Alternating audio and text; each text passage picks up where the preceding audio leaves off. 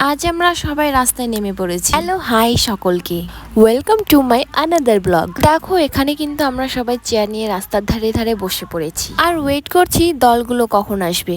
গতকাল আমাদের এখানে আদিবাসী দিবস পালন করা হয়েছিল, যার জন্য সবাই মিলে মন্দিরের ওখান থেকে ছোট্ট একটা রেলি বের করেছিল। সেটাই দেখার জন্য আমরা রাস্তায় নেমে পড়েছিলাম। এখানে দিদি আমার ভিডিওগুলো দেখছে আর বলছে ভালোই তো করতে পারিস।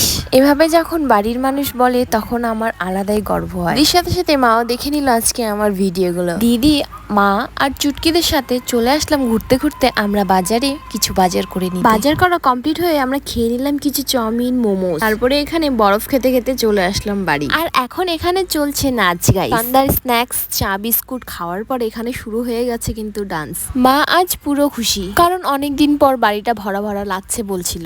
এই ছিল আমার আজকের মিনি ব্লগ গাইস। দেখা হবে সকলের সাথে আরেকটা নতুন ভিডিওতে।